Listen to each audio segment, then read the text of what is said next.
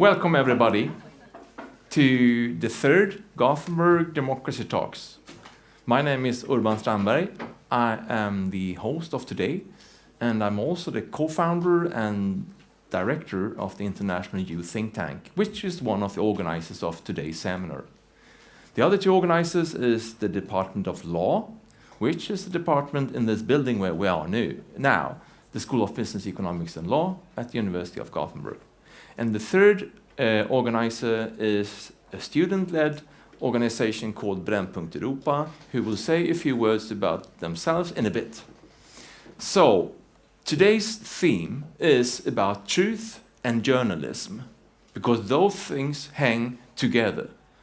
As long as we have seen democratic systems being up and running in the 19th and 20th century, we know that truth and sound information is a key requirement for a functioning democracy. And that is also to say that journalists and media who are hiring journalists are key for keeping up a sound information sharing and basically eventually keeping up truth. So since that is such an important thing, and since we are living in times where we have problems, we have problems in terms of countries in the world turning autocratic instead of being democratic. That is one huge problem. And another huge problem is that journalists are pushed really hard for not being capable of doing what they are supposed to do.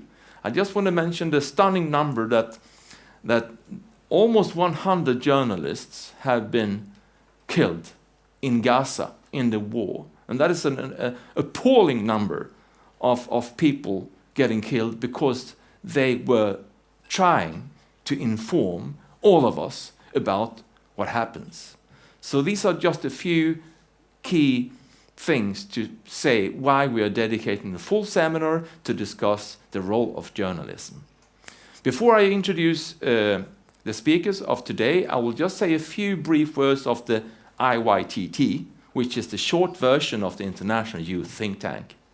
We are an organization set up in 2019, which are composed of young persons in the age span of 18 to 24, and they come from many different countries of the world, and they have two tasks. One is to come up with tangible proposals on how to democratize the world, how to renew democracy, and how to stand up for an open society.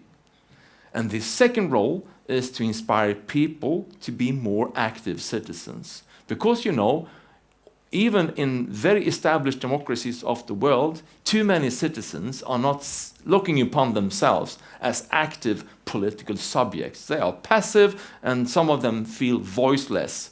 So that is a very important task of the IYTT to voice people and making them more active.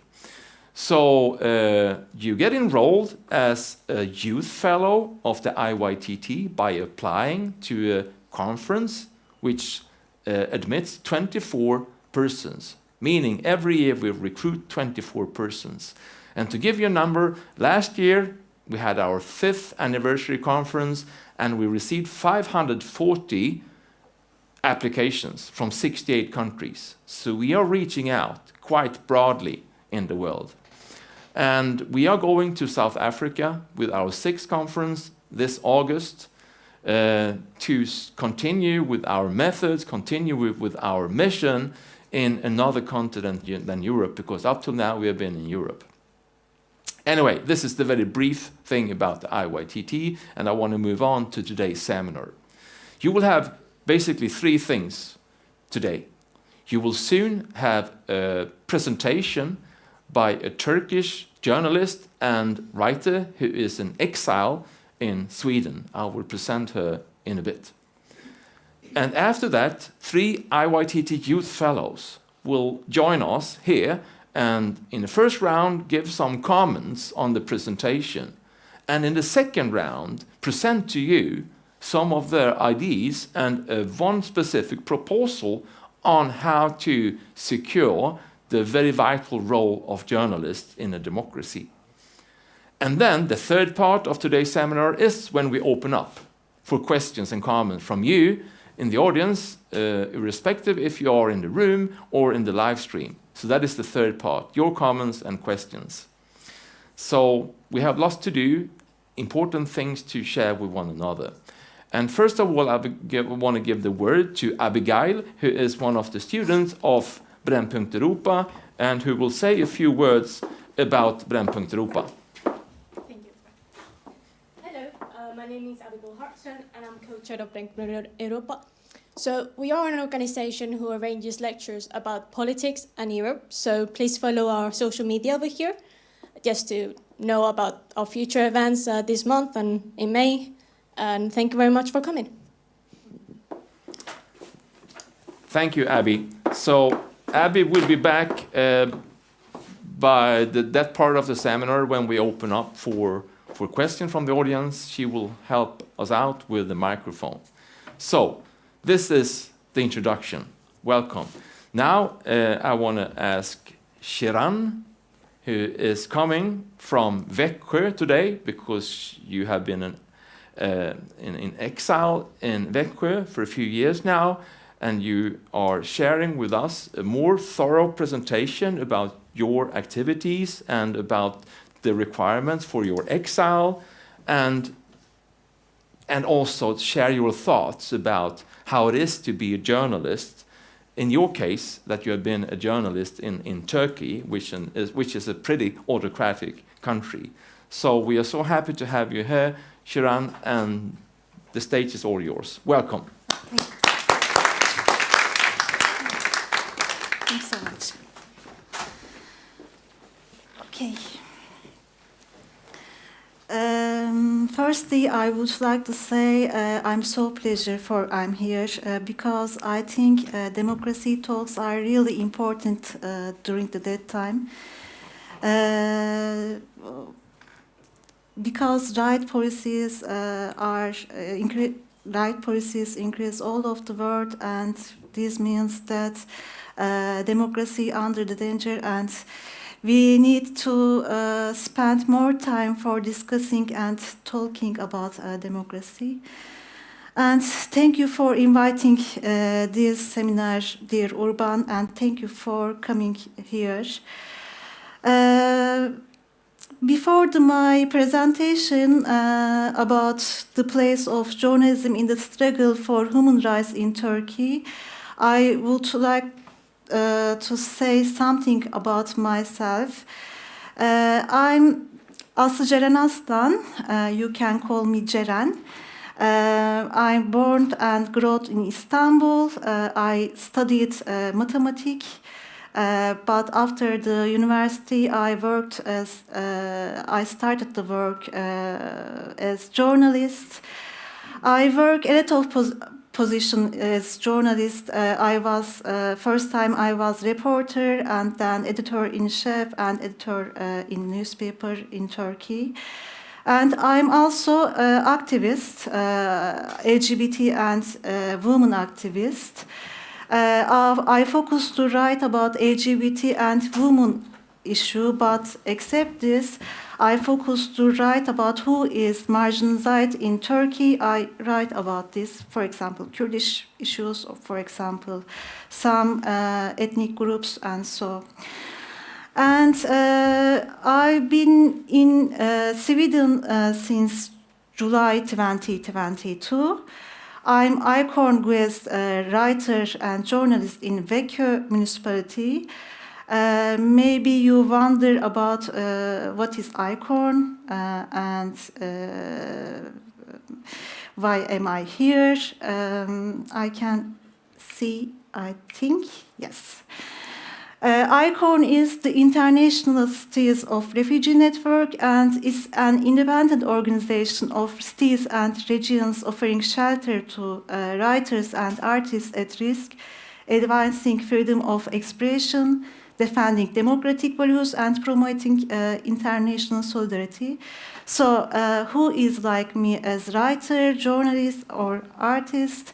They are under the pressure and threat on countries. They can apply this organization, and ICORN give us 2 years residency.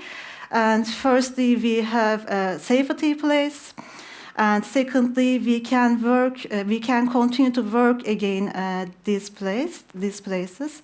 For example, Sweden have 25 ICORN cities, but Europe have a lot of ICORN cities. So the municipality of Vecchio is an ICORN city, and I'm guest writer there. So when I arrived to here, by the way, I applied ICORN because I stayed in prison 2 years, 6 months in prison in Turkey about my journalistic activities. And other thing, I have 6 years and 9 months prison sentence now. If I back to Turkey, I will stay in prison again. And it's also about my journalistic activities because I write about Kurdish issue and LGBT and women rights. So I continue to write some articles in Sweden. It published these articles published in some Turkish websites. You can see it's about pride in Vecchio, and I try to compare with I compared Istanbul Pride and Vecchio Pride, and other one is published in Swedish website.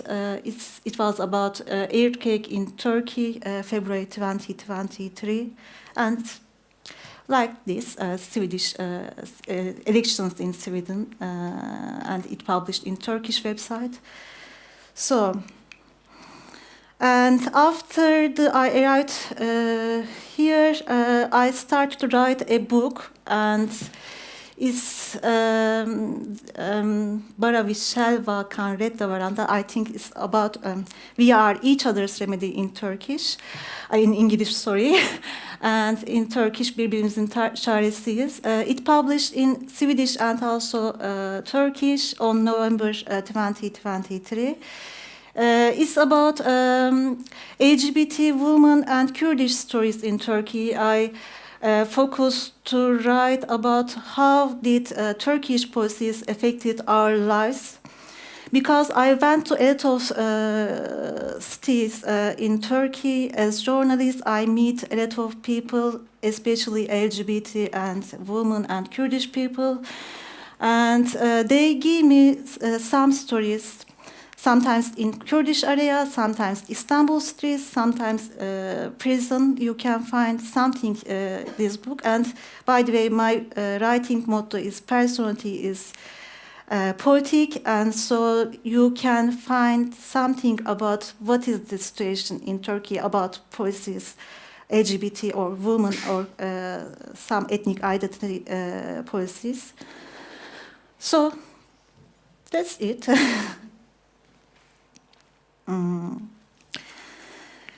Yes, so it's my story, but I will continue with my presentation. As I mentioned, I will talk about the place of journalism in the struggle for human rights in Turkey. So I think that in order to understand the place of journalism in the struggle for human rights in Turkey, it's important to understand not only the 20 years of Erdogan's rule, but also the political conjuncture Turkey has had since its foundation and how the media has been handled by the state. I think it will be possible to evaluate freedom of the press, freedom of thought, and freedom of speech in Turkey in the light of this whole picture. On the other hand, it will also be easier to understand the connection of journalists with the struggle for human rights. Since its inception, Turkish politics has existed on the basis of social polarization based on issues such as religion, national identity, and gender roles. Although today we are discussing the 20-year political rule of the AKP, led by President Erdogan, Turkey's political history has always been characterized by policies that foster social polarization, as I mentioned, such as religion, national identity, Kurdish or Armenian, political views, gender roles, or sexual identity. So the political history of Turkey has always been characterized by a political structure that is not open to differences and propagandizes this political orientation through the mainstream media. Therefore, it's possible to say that the mainstream media uses disinformation in the most effective way.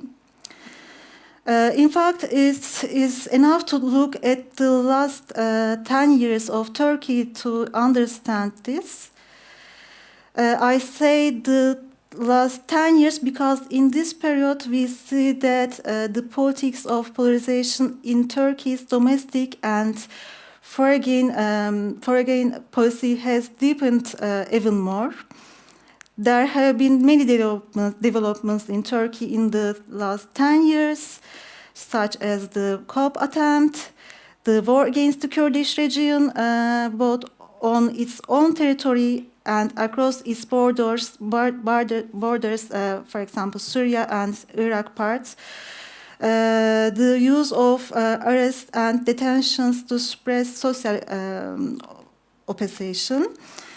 This situation is still ongoing, and it's worth mentioning the role of the mainstream media in these developments. And so, first of all, I would like to explain how the press and media in Turkey are separated within themselves. This separation takes three forms. First, the mainstream media that supports the policies of the political power.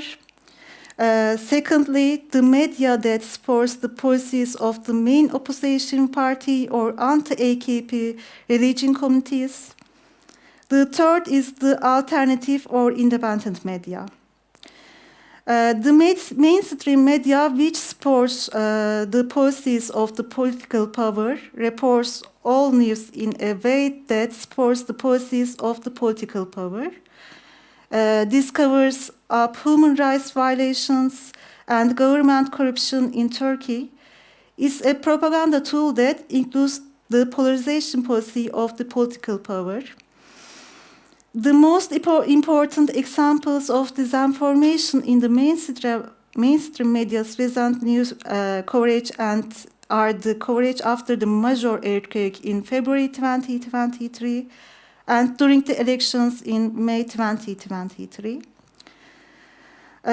Following the massive earthquake that struck southeastern Turkey in February 2023, a series of state failures came to the fore, such as the inadequacy of emergency response efforts and the failure to meet the needs of the people of the region.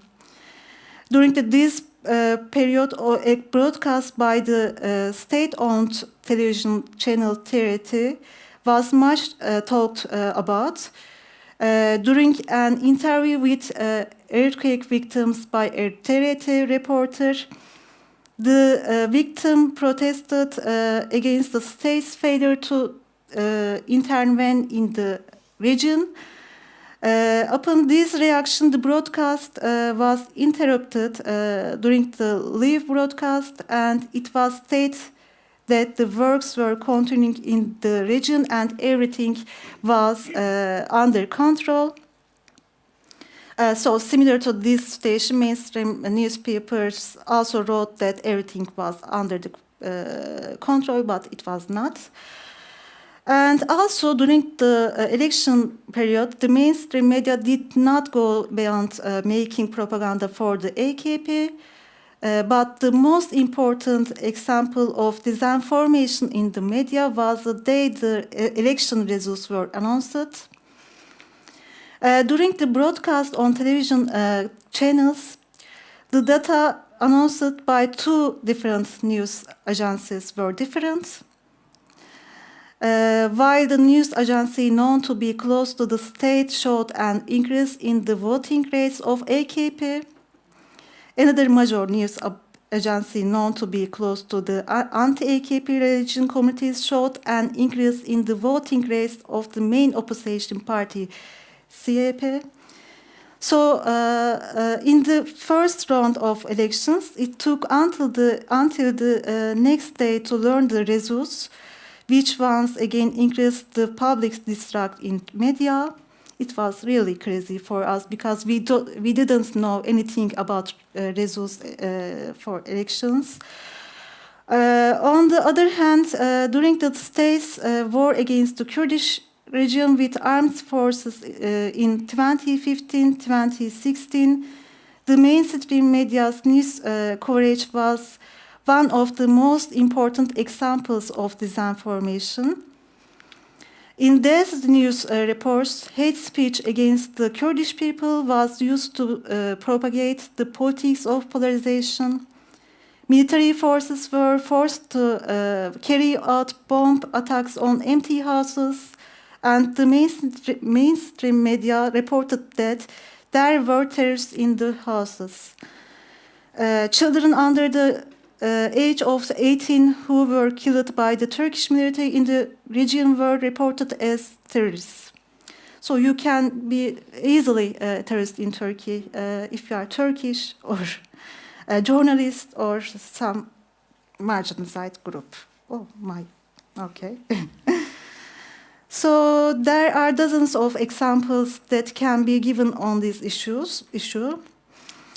But I think it will be good to move on to the recently passed anti-disinformation law in order to understand censorship in Turkey. It is important to understand the disinformation law passed the Parliament about 2 years ago in order to understand the state of censorship in Turkey. But before, I want to share a video with you what happened after the anti-disinformation law and how did journalists reaction about this. So let's see. Yes.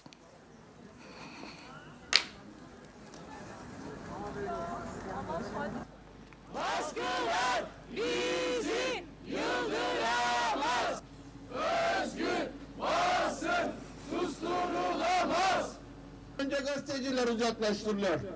Gazeteciler tartaklanıyor. Kameralarına el konuluyor. Yabancısı değiliz. Bu siyasi atmosferin de yabancısı değiliz.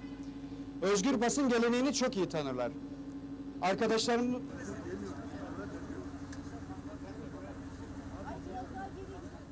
yorumlandı. Ama tüm itirazlara rağmen AKP ve MHP iktidarı bu tırnak içerisinde dezenformasyon yani sansür yasası diyelim buna. Sansür yasasını meclisten geçirdi. Akabinde hep biz gördük. 9 gazeteci arkadaşımız işkenceyle gözaltına alındı. Görüntüler bir şekilde servis edildi. Daha önceki arkadaşlarımızda olduğu gibi. Yani özellikle de özgür basına yönelik bu girişimlerin yabancısı değiliz. Bizler bu operasyonların 1990'lı yıllardan beri sürdüğünü biliyoruz. Daha önce baş eğdiremediğiniz arkadaşlarımıza işkenceye son verin. Tüm bu işkencelerinize taviz vermeyerek gelen özgür basının kalemi iki yakalarını bırakmayacaktır. Tüm gazetecilere ve meslek Mezopotamya Kadın Gazeteciler Platformu. Gözaltına tutuk. Haber merkezi burası. Şimdi konuşuyorum. Bir yandan Erdoğan'ı bekliyoruz tabii gelecek. Dezenformasyon yasası aslında seçimlere yönelik bir hazırlık gibi de gözüküyor bir noktada. Dezenformasyon gerekçesiyle toplumun işte alternatif seslerini, bağımsız seslerini olabildiğince bastırmak, hem propaganda yürütmek hem de bilfiil uygulamalar yapmak. Seçim dönemi Türkiye'de gerçekle yalanın büyük bir mücadelesine sahne olacak. Çünkü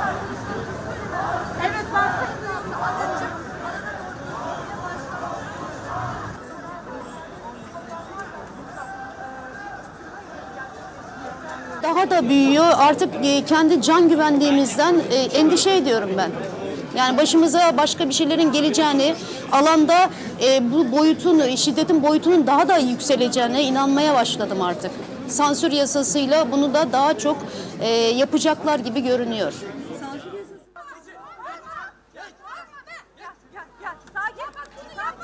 Sen neredesin ha? Tamam. 100 kere ya. 100 kere ya. İnsan olun ya. Ne yapıyorsunuz biz ya? İşimizi yapıyoruz. So yes. So we watched this video, and actually, after the censorship law, what happened in Turkey about freedom of press? We can find response easily with report of the Reporters Without Borders. RSF prepared a report for 2023 about this, and as report, Turkey is 165th among 180 countries. It was in 2022, Turkey was ranked 149th. So I can explain this reason that in October 2022, censorship law accepted in Turkey government parliament.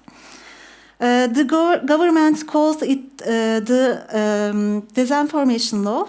Censorship law is a name by journalism professional organizations, so I will say censorship law. Turkey government accepted this law on 14th October 2022, and there is important restriction against freedom of press, speech and thought. This law added to Turkish criminal law, disseminating misleading information to the public, and as this, who does is the will in prison for 3 years.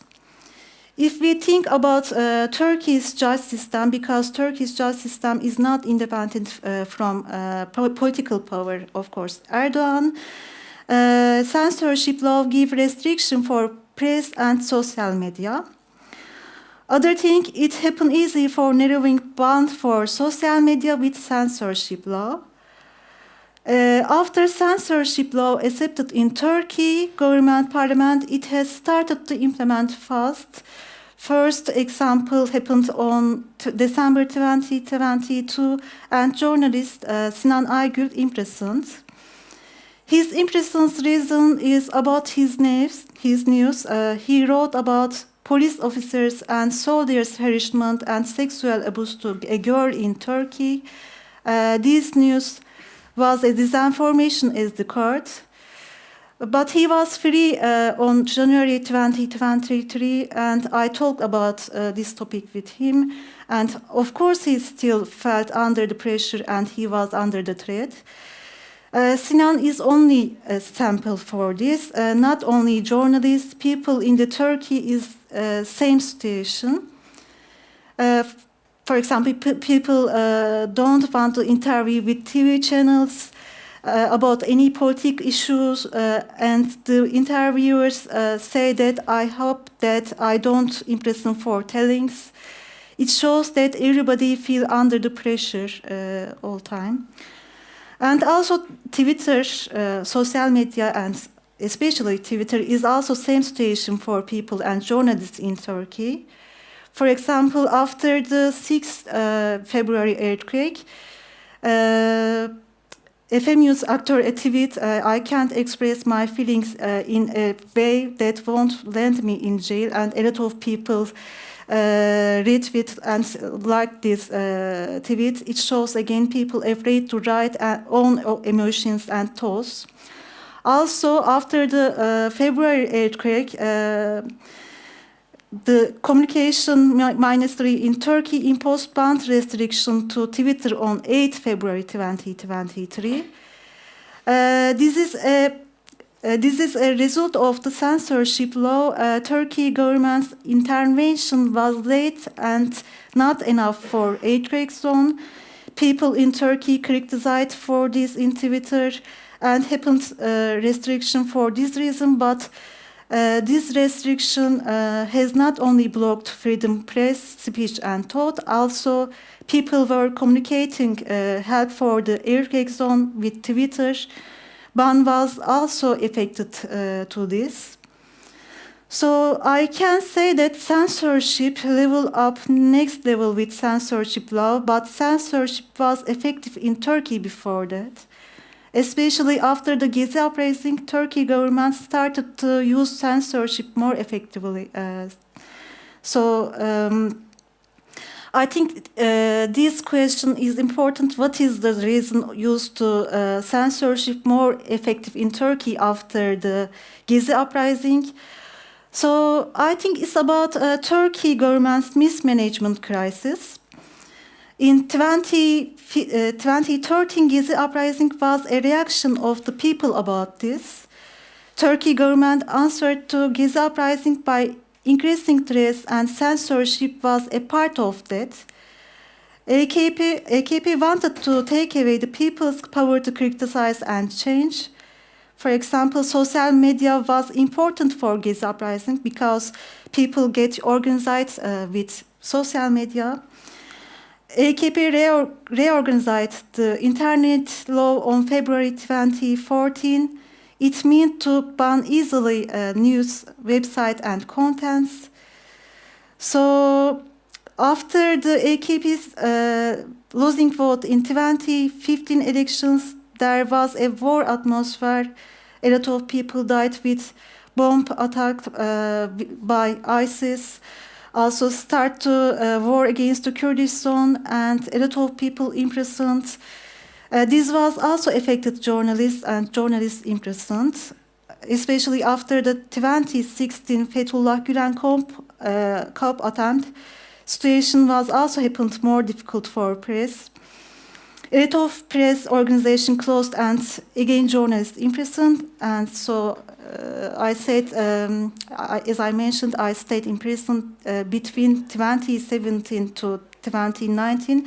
And in 2017, almost 180 journalists were imprisoned.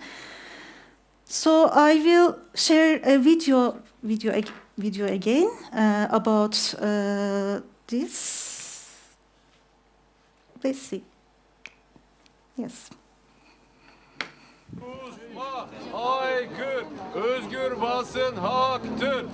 In 2016, Turkey's government set a shameful record. The most journalists ever imprisoned by a nation in 1 year, with at least 81 reporters, editors, and producers in jail. This is a crackdown unlike any before. This is the crackdown that would leave no actual working, surviving media left afterwards.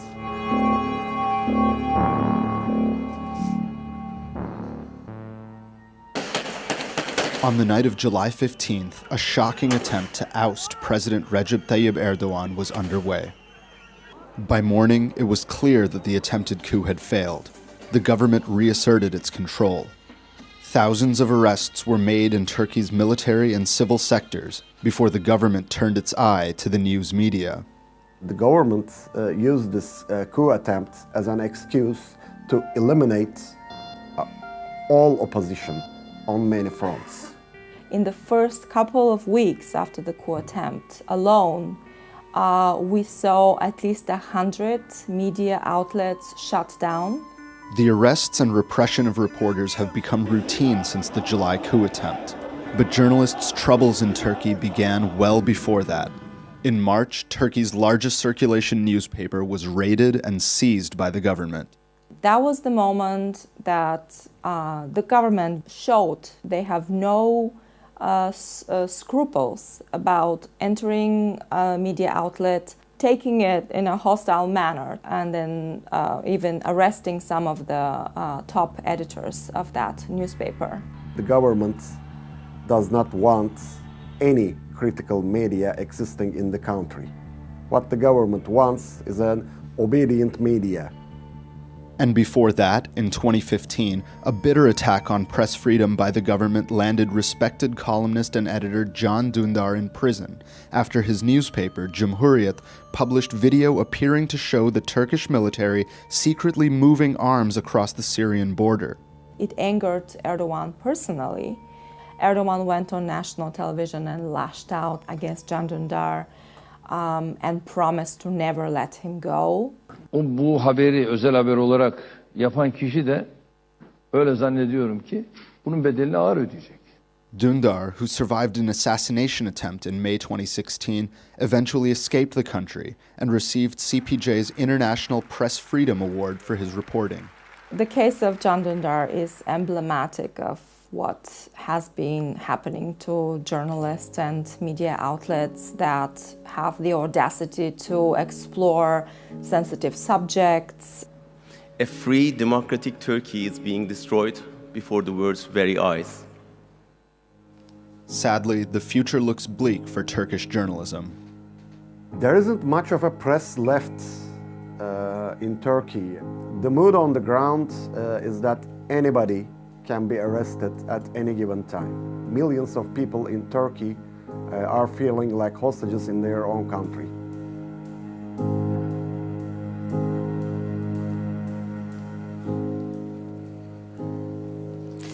So yes, I think. And this we can see we watch this video, and the social reaction is wanted to be silenced with the oppressive atmosphere in which censorship is also a part of. For 10 years we watch this, and I think it's more clear for us. And so I can say that, and I think everybody can say that Turkey is not democratic country in this situation. So, and other thing, I've already mentioned that there is an independent and alternative media in Turkey. We can also call it the media that is arrested, targeted, under pressure and threat. I'm also a part of this journalism alternative. I'm also independent and alternative journalist. Many journalists, including myself, work to make the public informed about the facts against the disinformation provided by the mainstream media.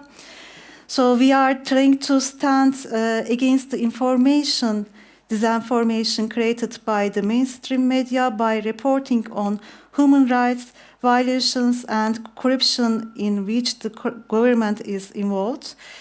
In a sense, this is closely related to the struggle for democracy. I just explained the extent of censorship in Turkey. In this case, I think the following question is important.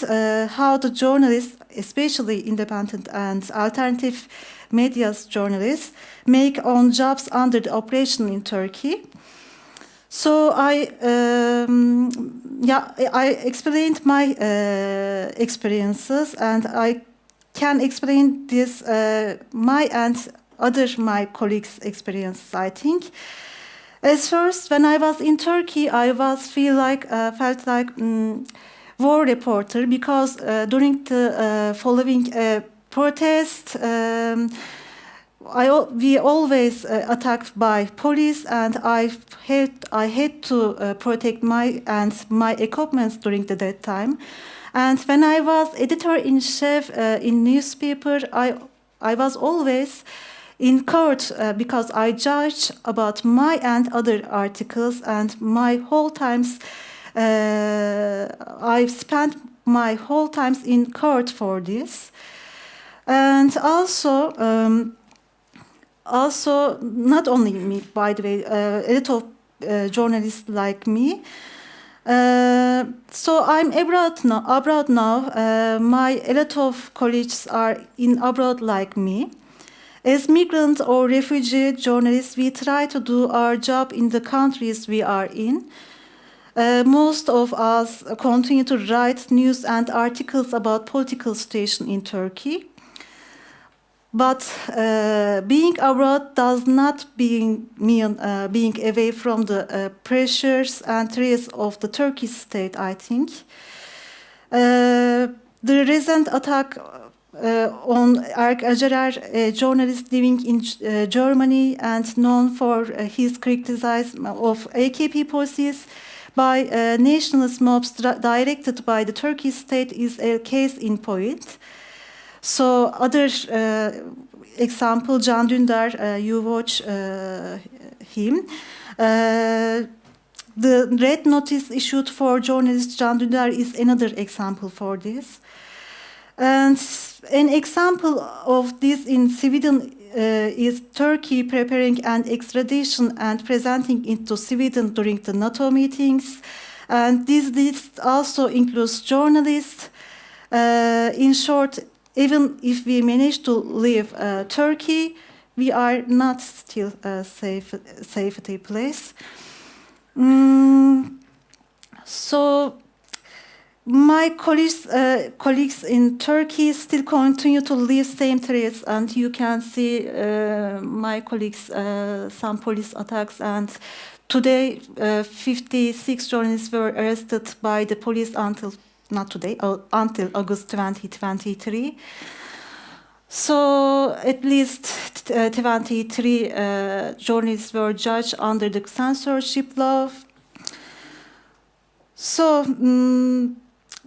we journalists have to be active at the same time for this reason in Turkey, because for defense, freedom press and speech and also human rights connected this, we have to be activists at the same time. So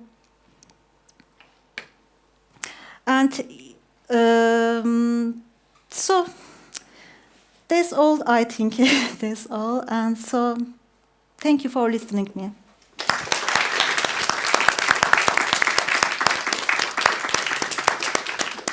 So, Ceren, it is a huge honor for us to having you here today. It's a huge honor for Sweden to have you as an exile journalist, because you bring with you your terrible but important experiences of being oppressed by being a journalist, and it's so valuable for us to have you here to share all your experiences and see how you continue to struggle, how you continue to write even though you're in exile. So thank you so much, and please have a seat here on the red chair, and I will ask our 3 youth fellows to join us here for a discussion.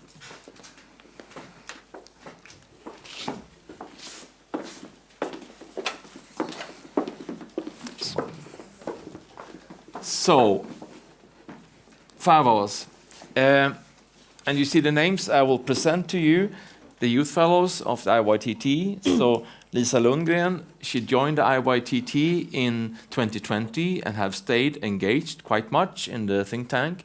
And when you're not an IYTT youth fellow, Lisa is studying for a master's degree in European studies.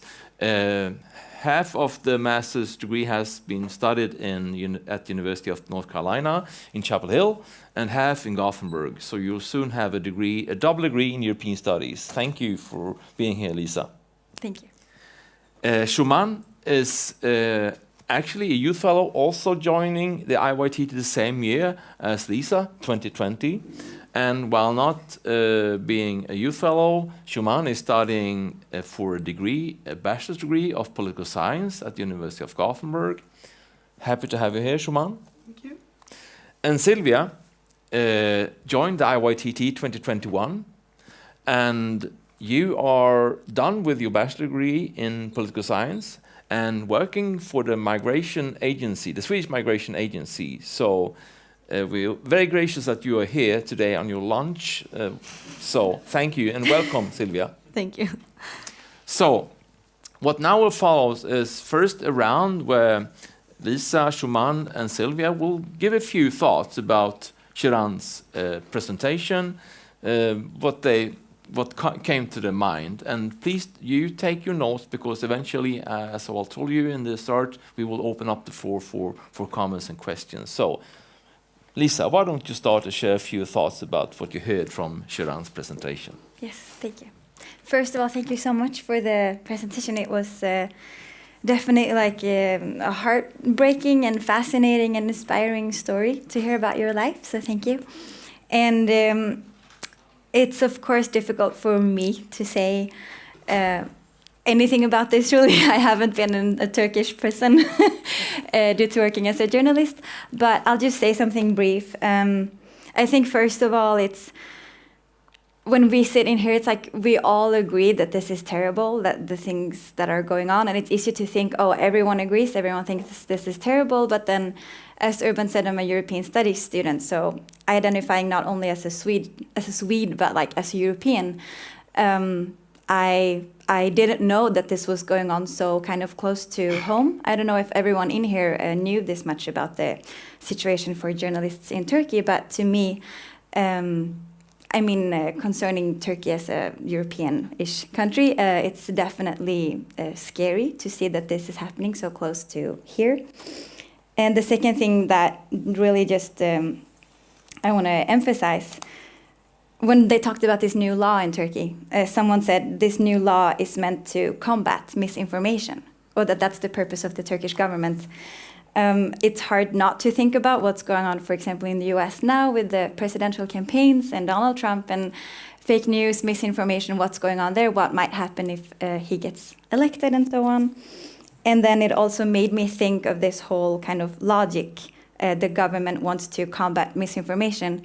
It made me think about what's worse for a democracy. Is it that there is misinformation, or is it a government that tries to combat misinformation? Perhaps we could have a discussion about that later. But yeah, I'll stop there and leave the word to Shuman. Thank you, Lisa. Shuman. Yeah, so I want to thank you as well for a very thought-provoking presentation.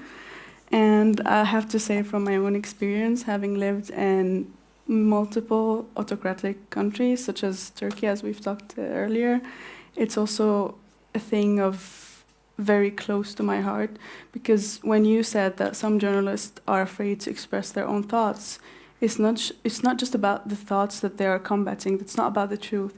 It's a censorship of the mind, which has been discussed in literature through many, many years ago. For instance, Big Brother is watching you, and why you should not think, or why the main character was afraid of even thinking. So what you are doing as a journalist, I think it's a major important role to do in combating autocracies and making sure that someone has a place to say the truth about the world. So thank you for that.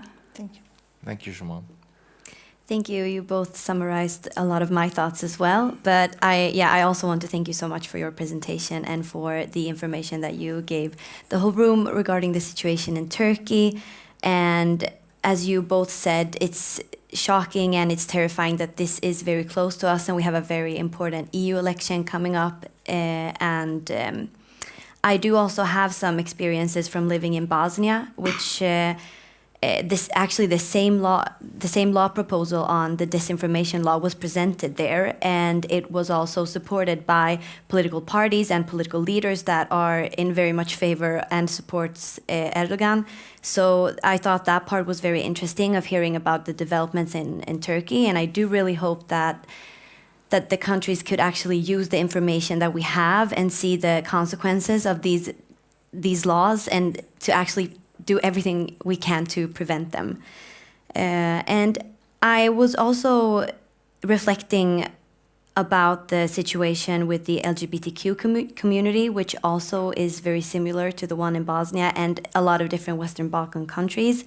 And from my experience, I noticed that the different civil society organizations, they play a huge role in supporting different activists, but also kind of forming their own opposition against these political parties. So I hope that we get some time during the Q&A session so you can elaborate some of your experience of how the climate for civil society organizations, how it is in Turkey right now. But thank you so much.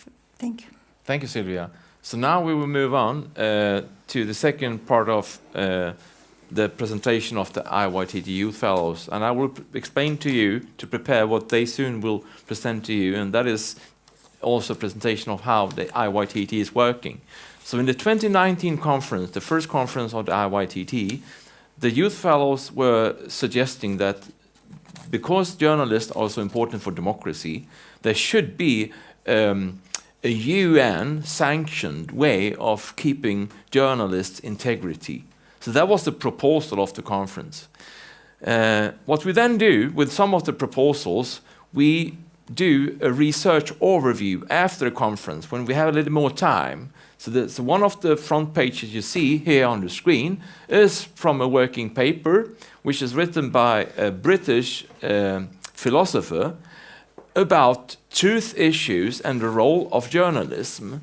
So in a bit, Lisa will describe to you some of the takeaways of that working paper.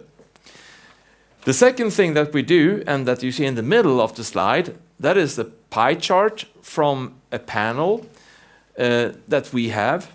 Because thing is, like I mentioned to you by the start, when 540 individuals are applying for being youth fellows, but only 24 are selected, the rest of them, we ask them, why don't you be on our youth panel? Meaning that we will occasionally send questions to you when we are about to develop our proposals. So this is a pie chart that Shuman soon will say a little bit more about, which was a panel round when we asked the panelists how they perceive issues that has to do with truth and the role of journalists.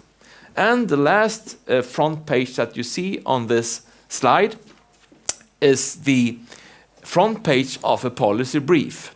And a policy brief in the IYTT means a pointed proposal that the youth fellows have come up with thanks to a thorough research that is done and presented in a working paper and a thorough sounding out what people are saying in the youth panel. So this is the working method by the IYTT to really come up with sound and well-prepared proposals. And bear with the youth fellows, they don't have that much time, so they will only give you some glimpse of each of those things. So if you're interested in what they soon will be saying, you will have a good chance afterwards to read through these different documents because they are fully available on the web page. So this was to present the background, and now Elisa, you will start to present the working paper. Yes, thank you. So like Urban mentioned, in the IYTT, we launch working papers, which are kind of like big research overviews. And this particular one has the title, A Global Charter for Truth, Social Epistemology of the Internet Age. And it comes from the 2020 International Youth Conference, which I was part of. So obviously I can't summarize all of it right now, but you guys can read it on the website if you want to. And in 2020, during the conference that I was part of, we spoke a lot about the post-truth society. So this was a time back in 2020 when Donald Trump had recently been elected president, speaking of him again, and he started talking about fake news, and this was kind of what everyone was talking about at the time. So this working paper includes a bunch of previous research on this phenomena that's called the crisis of truth. It also talks about pros and cons of social media on public discourse, data privacy, institutional trustworthiness, and the vital role of traditional journalism and media in a democracy. So this final theme or chapter is what I'll focus a little bit more on today. So essentially, in a world with a lot of things going on at once, we can't rely on face-to-face communication to figure out what's going on in the world. Instead, we use journalism and media, right? So we trust traditional journalists and media to filter out interesting and relevant news that, and we trust that they will provide us these news in an expert way, unbiased way, and that they will provide a range of kind of perspectives and opinions on these issues. For this reason, media and journalism is a vital part of democracy, since it creates informed citizens, as you all know in here. Another way in which media is important for democracy is since media and journalists scrutinize the publicly elected officials, so like politicians, governmental authorities. They also scrutinize financial things like corruption, like what happens with our tax money, etc. So in this way, media is also a cornerstone of democracy since it scrutinizes the people of power. So getting back to the working paper. The working paper mentions how nowadays more and more people turn to social media and alternative news outlets to get their information. This has a lot of risks, including creating echo chambers, spreading fake news, that local news bureaus have to shut down because they're not popular anymore, lack of representation in news reporting, as well as polarization of society. So basically, traditional journalism is at risk today, all around the world. This working paper distinguishes three main kind of issues facing journalism today. The first one, as you can see, problems with the provision and funding. The second one is more of a consumer side problem, distinguishing between genuine and biased / propaganda journalism. So for us as readers to know if this is unbiased or not. And then the third one, which is of particular relevance today, the safety and the threats against the individual journalists. So to finish up, the IYTT has launched solutions to these problems in forms of policy proposals, which one of them we will talk about later.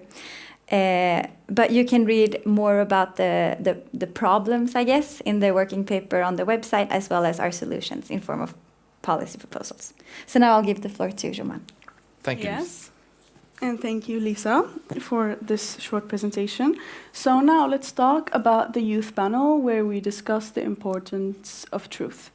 We asked two very simple, thought-provoking questions that can be answered with a yes and no answer, but we also wanted to know the motivation behind each panelist's reasoning for why they chose that answer. So on the first question, we asked them if they believe that the internet makes it easier to access reliable information. And here most of our panelists have thought that it is actually easier, since social media on the internet serve as an alternative source of information, where there's a diversity of different news sources, which makes the internet probably more reliable than traditional media. However, there were other panelists that believed that due to this fact, in fact, it makes it more difficult to find truth-based information due to the abundance of fake news and misconceptions about different topics. And in our second question, we asked the panelists if they believe that it is indispensable for democracy that citizens share a common set of truth. For example, a common set of factual statements that the Earth is a globe or that carbon emission is bad for the environment. So we asked them if it is indispensable or if it is okay that citizens do not agree on these set of factual values. And here as well, we found that the majority of our panelists do in fact agree that it is indispensable to share at least a common set of values, which is the basis of a democracy. And that even though each person has their own right to have their own opinions about subjects, but having these sets of values is very indispensable for democracy. Others do believe that, in fact, it does not have to be that way, because each person have their own freedom to make their own opinions, and thus far, it has not been a challenge for these people that have answered. And with that, I will give the word to Silvia here to continue about our policy brief. Thank you, Shuman. So I will inform you about the IYTT's policy proposal. So as the theme of today has been, the safety of journalists is under threat. And I found some interesting numbers from the CPG, the American Press Freedom Organization, that 320 journalists were imprisoned during 2023.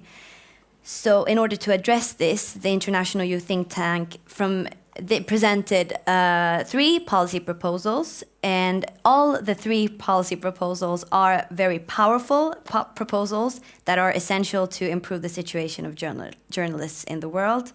But I will elaborate more on one of them that is very appropriate for today's seminar, which is called the immunity status for journalists. So the mechanisms behind this proposal is basically to urge the UN to understand that truth-keeping is as important as peacekeeping. So that is the reason for the establishment of the new global UN agency called the IPT-International Panel for Truth that Urban mentioned earlier. So the immunity status would be similar to diplomatic immunity. This proposal entails 2 levels of immunity, with the aim to safeguard journalists. So the IPT journalist certificate signals a journalist's right to protection, while IPT journalist immunity is granted to those in immediate danger. So the IPT journalist certificate will be granted to any journalist with recognized experience or affiliation with a media company. The certificate does not provide active protection, but gives a status as an IPT certified journalist who is entitled to invoke protection and immunity when necessary.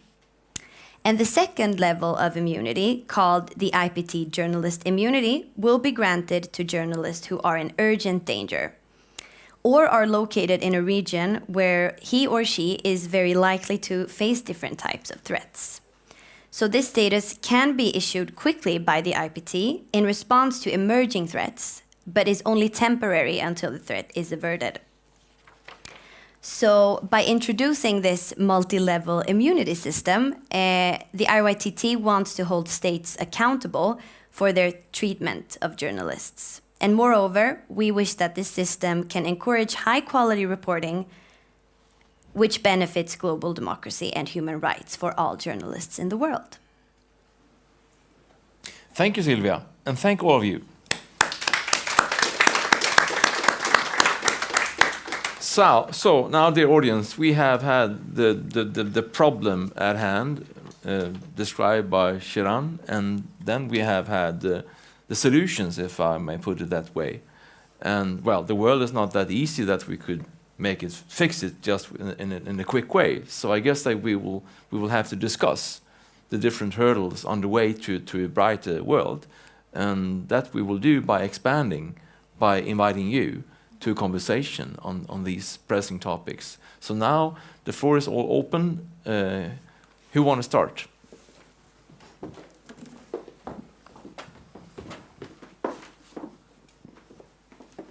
And please state your name and what you're doing when you're not in the room, so that we get to know a little bit of you.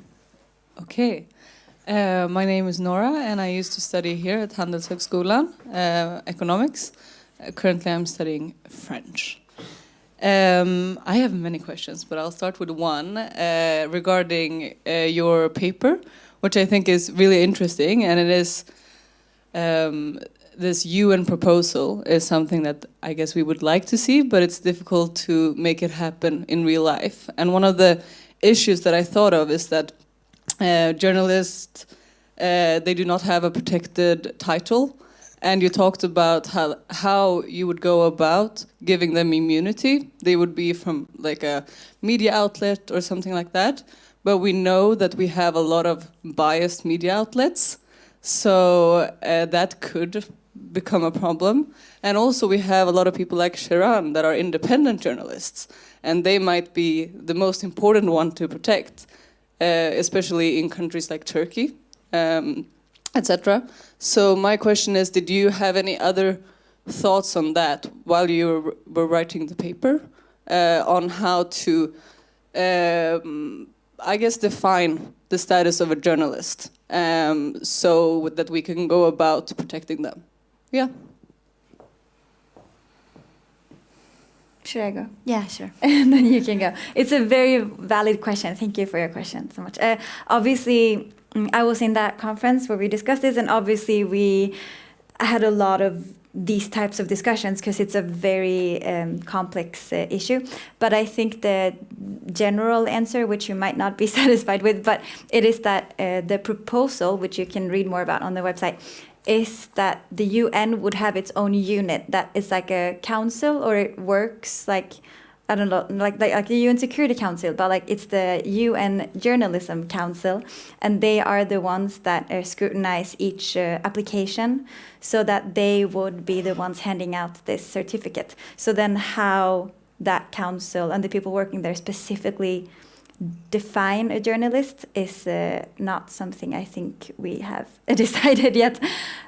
But that's my answer. Do you want to add some? I think that was a good answer, and I think it's a super good question as well. But it's very complex, and I think that you made a good point with us kind of handling this to the UN. But that is very hard, as obviously. So I don't think I have a better answer than you do actually on this one. But yeah. If I tap in on this, I think it's a really good question. And a way of answering is that, well, even though the implementation of such a proposal is very difficult, it doesn't say that we shouldn't issue the proposal. Because only for that matter of presenting the proposal, it really underlines something which is really crucial. So you could say asking for the impossible thing is a bloody thing, good thing to do, if it is an important thing, even though it would be hard to be implemented, because it underlines such a crucial thing that could be very reasonable under the guidance of the UN.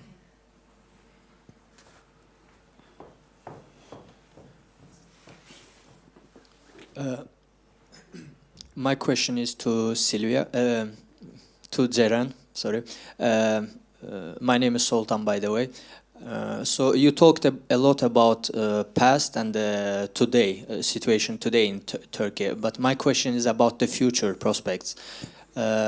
So I think that you would agree that there is a trend in Turkish politics that if a politician wins the mayor elections in Istanbul, that politician has higher chances to become a president if he or she runs for presidency the next election. That happened with Erdogan, this mayor election. His party AKP lost to İmamoğlu's CHP. And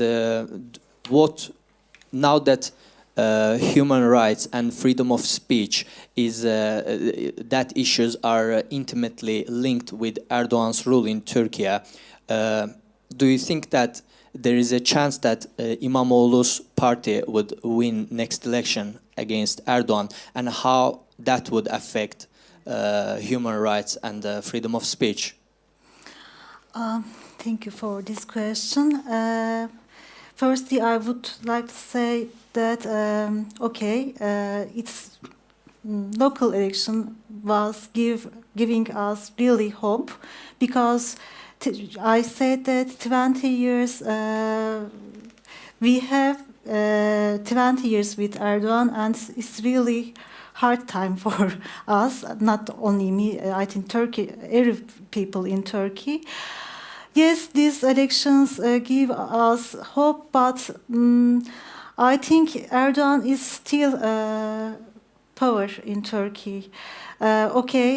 CHP, main opposition party, changed now because Kılıçdaroğlu led by Kılıçdaroğlu is CHP's president before, but not now, and so CHP changed nowadays.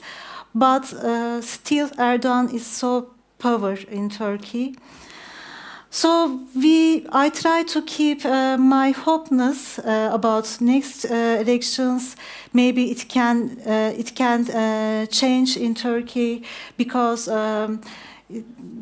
there is economic crisis and also a lot of factor for there is a lot of factor for people changing minds. So. Yes, local elections give us hopeness, but it's not enough for us, I think. Here, another question, and I just want to say to you, the audience in the live stream, you're very welcome to send in if you have questions and comments to an email, and we will issue that in the room. Yes, my name is Tamara. I study a master's program in sociology. And I was wondering, Lisa, the point that you brought up about this whole logic of a government combating misinformation, but on the other hand, we have misinformation that we need to do something against, right? And like we not only have a presidential candidate in the US spreading misinformation on a daily basis, but we also have this online and just about everywhere. But on the other hand, we have governments that are, in the name of battling misinformation, are actually suppressing the truth and the truth that needs to come out. So, like, I was wondering if any of you had any more thoughts and comments about that, because I think that's a really interesting discussion that we should have, because we have these, like, double truths, right? So, yeah, I thought about this too during the presentation, actually. So, yeah. Thank you for bringing it up. I don't know if it was addressed to me. Would you like to elaborate on it, Ceren? Maybe you can. I don't know. I just had the same, I guess, thoughts that you did. I don't know. Do you guys want to elaborate on it? I mean, there's always part of having double truths or double information, but it's probably more about having the ability to say one's own opinions and expressing them. And then it's also a challenge for each citizen in a democracy or in an autocracy to actually sit there and say, is this actual truth or is this a misconception? So it's really a big dilemma, and the only way to go through with this is to actually open up for more people to express their own opinions, whether it's against the president or with the president, but having this platform will allow us to make more complex and more thorough decisions about the truth and the world around us. So, yeah, I definitely agree with what you're saying, and maybe showing support to different civil society organizations or people, ensuring that we have a climate where it's actually okay to express our feelings and our opinions about different topics. And maybe, yeah, I do agree that that is a big part of ensuring that there is a safe space to express your opinions. Yeah.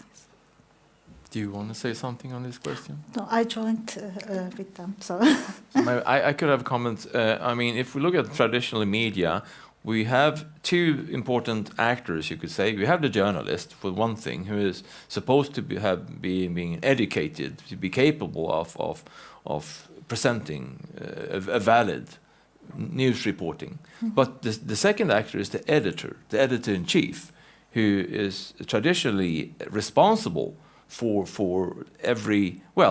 the issuing of a newspaper or a radio broadcasting. So that person is is about responsibility. That actor is actually responsible for the content. So that is a quality assurance thing. So bear this in mind. Then think about social media. Well, there are no, or very few, journalists, and there are definitely no editors. So the way of assuring the quality in traditional media by educated journalists and appointed editors, we are lacking that in social media. So I think that is a big challenge for the years to come, how we could think about developing social media to somehow have the quality assurance functions. I don't know, I mean, it couldn't be editors, but somehow it's important to underline that the quality assurance maybe could be sought for in some way or another, in the same way as we are accustomed to that it's actually catered for in traditional media. We have another question? Here, Abby, first here and then up there. No, go. Okay. I already had the mic, but I'll go ahead anyways. It's to you, Ceren. Now you are writing from Växjö, but still in Turkish, as I understood it. And my question is the Turkish public able to read and reach your information from Växjö? Or is international media, I guess both the general media but also independent media, censored in Turkey currently? no, actually, my article and some news published in Turkish website, and they can read my articles and news. And also, actually, about this book, I said it published in Turkish. But it was censored. Some words and some things is original in Swedish, but other one is not original. So I was afraid that maybe this book banned in Turkey, but not. They can read my book, and it's okay.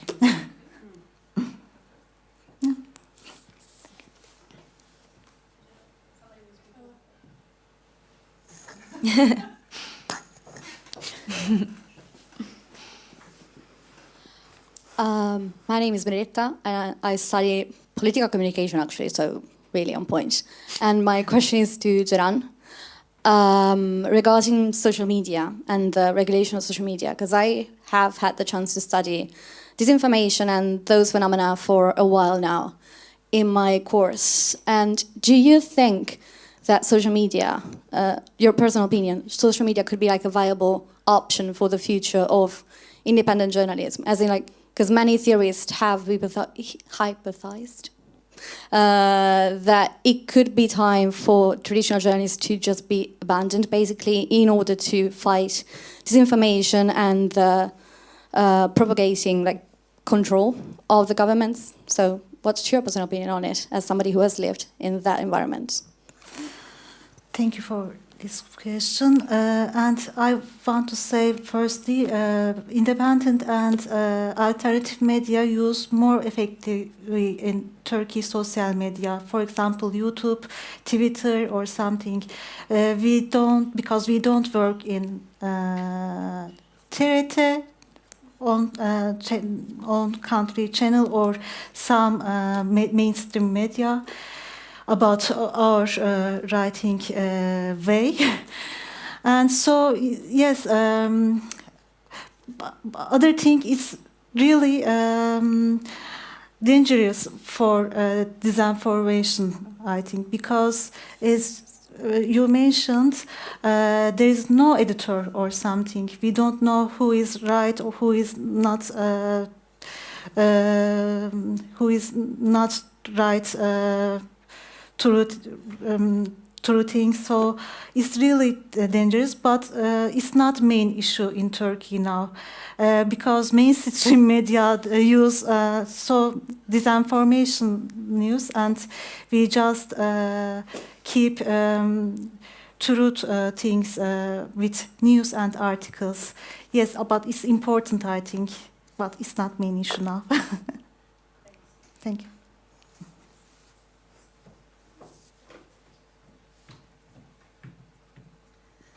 Thank you for this very interesting. I'm Cecilia Malmström, one of the co-founders of the International Youth Think Tank.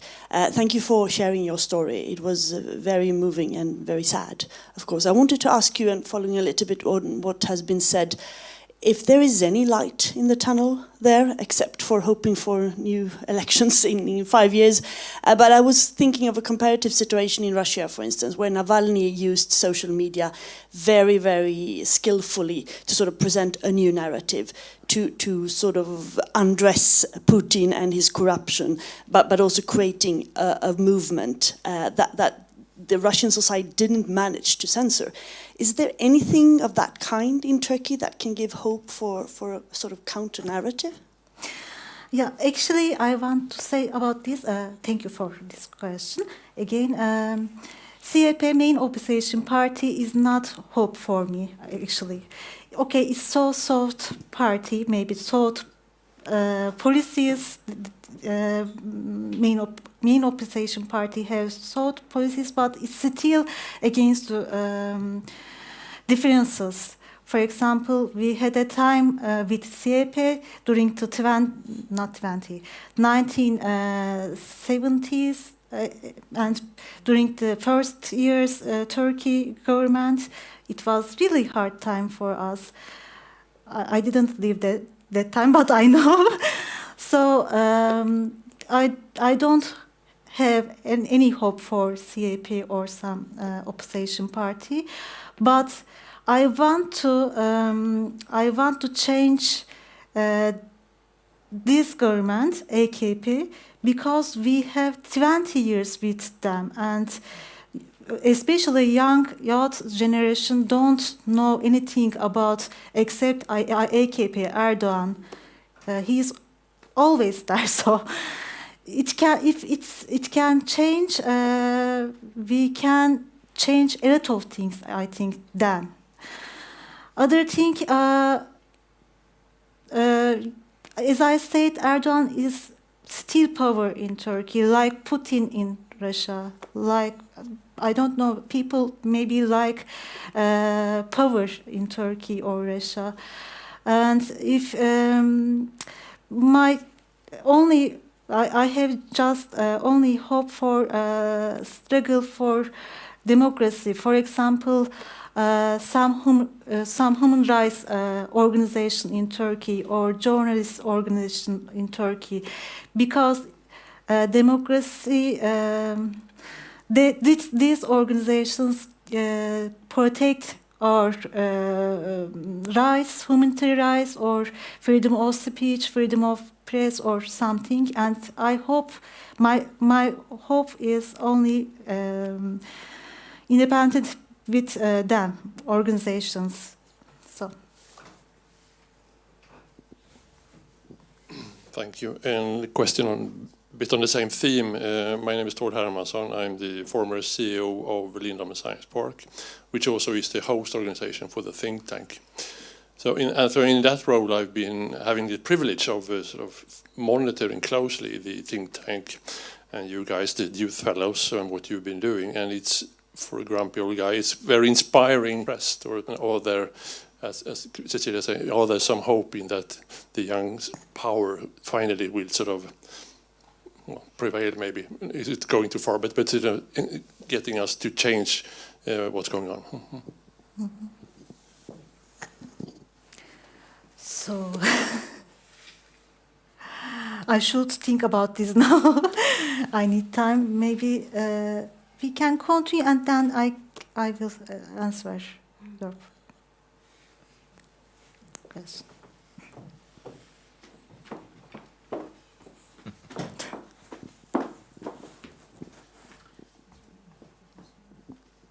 Hi, my name is Seda. I come from artistic background, so I want to ask a very personal question, a bit in relation to the previous question of hope.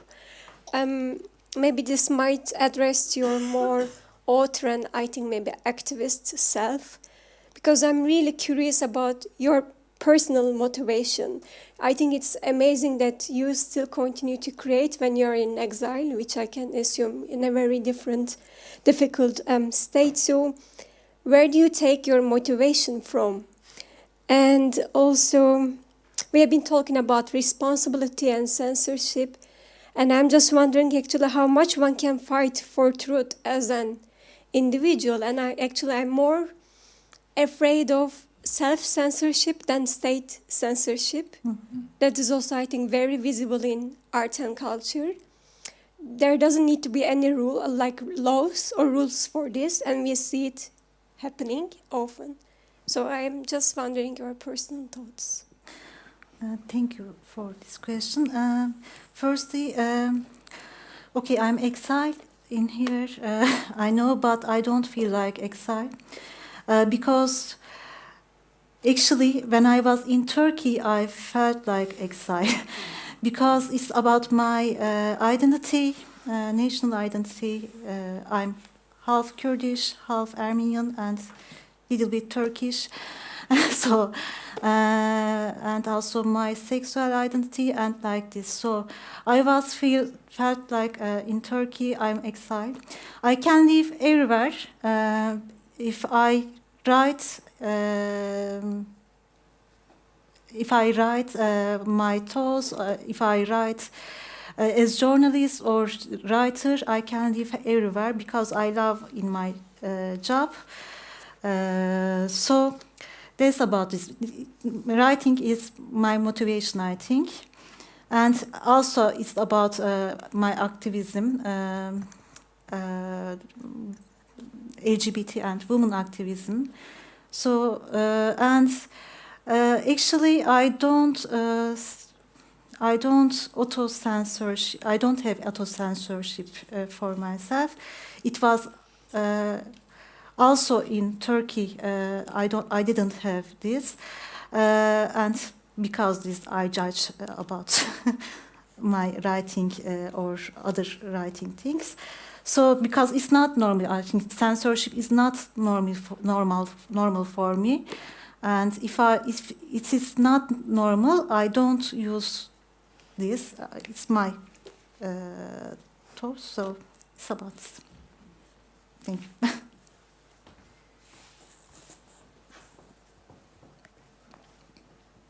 Hello, my name is Dharani. I'm a journalist from India. I wanted to ask the question to Ceren. You were mentioning about the influence of mainstream media in Turkey, and I believe a large chunk of mainstream media in Turkey are, either pro-government or sort of have a pro-government business influence. I was wondering how far the impact of the mainstream media has been on the overall decline of democracy in Turkey over the years. Sorry, I don't understand. I think maybe... No, about the mainstream media, which are largely pro-government, which support the government or are influenced by, the government. I was wondering how far the influence of the mainstream media has been on the overall decline of democracy in Turkey. Okay. I think it's about mainstream media is so effective in Turkey, and it's about,